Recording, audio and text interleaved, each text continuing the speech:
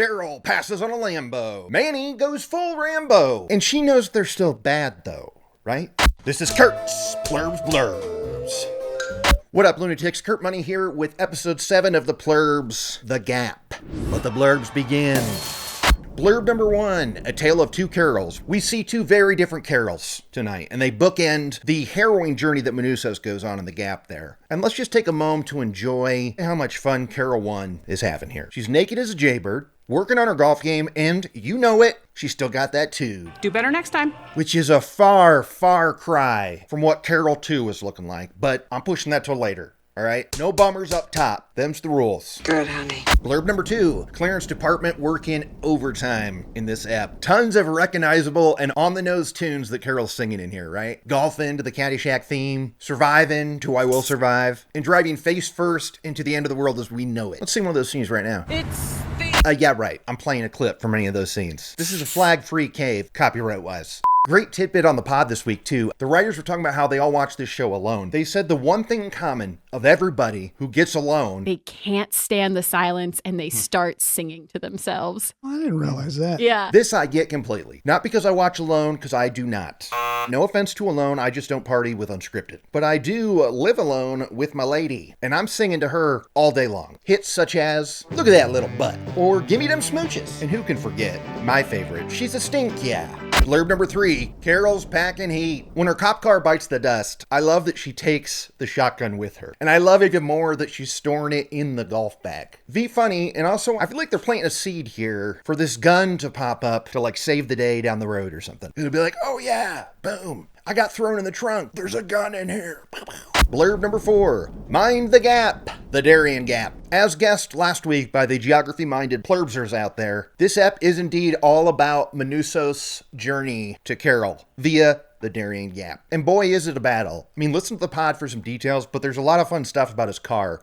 Fritz here. They had to have like 4 of them because they couldn't take the one they had in Albuquerque. They couldn't transport it to Spain. It would take too long, cost too much. Although apparently they could just ask the pod peeps. Podemos transportar tu carro. So they had to find more in Europe and convert it so that the wheels on the other side and stuff. That's crazy. And also, Manousos is really lighting his car on fire here. Those are real flames. Love it. Fire is the easiest to CG and also the easiest to make look terrible. So the fact that they bought a classic car just to toast it, unreal. Love it. It's this attention to detail and the perfect blend of practical effects and CGI that Gilligan and co. are so good at accomplishing. Later, we're going to be talking about fireworks, right? That was also a great blend of practical and CGI. And like fireworks too, another thing that usually looks terrible. Case in point, The Hand That Rocks the Cradle remake. Nothing says streamer feature budget than a scene that looks like this. It's nice.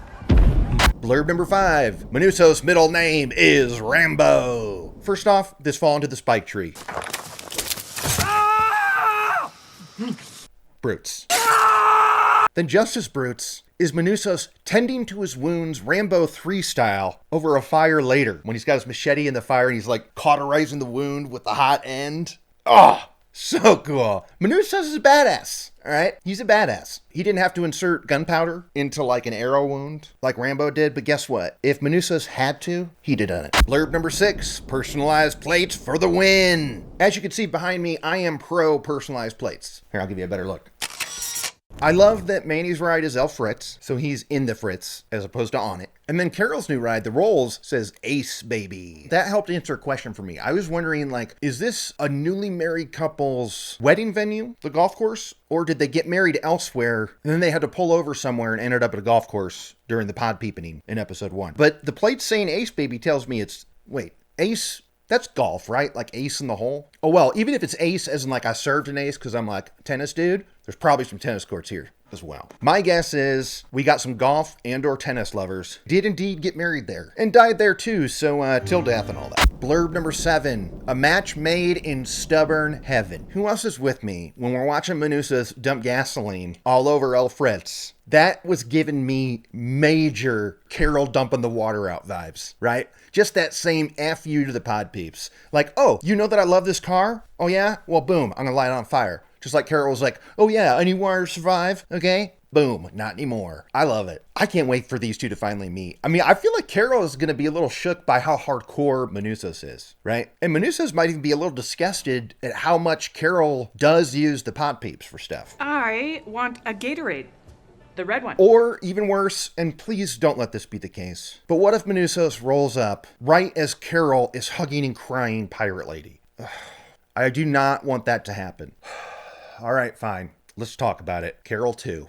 Blurb number 8, this is rock bottom for the both of our heroes. I don't want to be here. Now, kudos to Manousos. His rock bottom is refusing the pod peeps until his very end. I mean, dude was willing to die here. Okay, before they come down and rescue him in the helicopter. Like, he did not give up. I also like to think, like, his hand going up here, that's not him, like, blocking, like, oh, helicopter wind, or, oh, sunlight. It's him going, get out of here. Let me die in peace, damn it. But, hey, I'm glad that they do save him because it leads to my second gasp this episode. The time jump, dudes. How about this friggin' time jump? I mean, it's over a month passes. I did not see that coming. And now what I've been dreading, talking about Carol too. She's hurting hard. I mean, this fireworks scene. So she's graduated from the kid stuff that she got at the gas station. And now she's using like heavy duty professional grade fireworks. And she's like, she knows it well enough where she can like time it so they'll all go boo, boo, boo. And she could like rotate in her chair and watch them go off. But here's what I want to know. This one that shoots right by her head, we see it tip down behind her. I don't think that's on purpose. Did she not move because she's so good with her fireworks that she knew the exact path it would take? Or is she just full on suicidal and willing to call it a day right then and there? I mean, it scares the hell out of me because I think I think it could be because of what she does the very next day, paints a white flag in the street that says, come back. Come back who? Pod peeps or come back Pirate Lady? And the way that Carol is so happy and excited and relieved to see her, like this hug. Oh. I know that she's super lonely and stuff, and she's going crazy. But look, our girl is so miserable and lonely, she has apparently succumbed to the pod peeps and done exactly what Diabate said. She had a change of heart. They're just looking for a change of heart. God, they're still bad guys. They're still the bad guys, Carol. I can't with this. As a matter of fact, I so can't with this. I'm now going to present to you my new theory that is 100% true, and do not try and tell me otherwise, and that is blurb number 9, Carol's faking it. This is all a ruse. She's putting on this show just so she can endear the pod peeps to her again so that she can like sneak around and find out how to unpod them. Boom. That's what it is. This is all an act.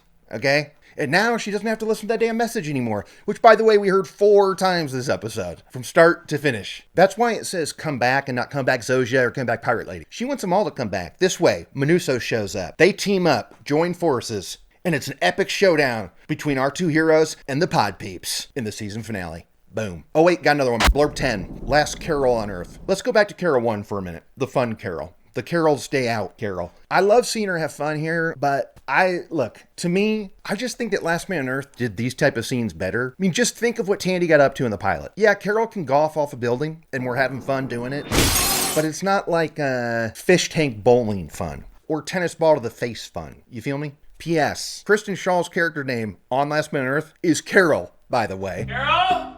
Phil? Friggin' Carol! 2 Carols. Oh, Carol! But we all know who the OG Carol is. And sorry, Sturka, it ain't you. It's Carol Peterson from The Burbs. Carol. To Bit Boat.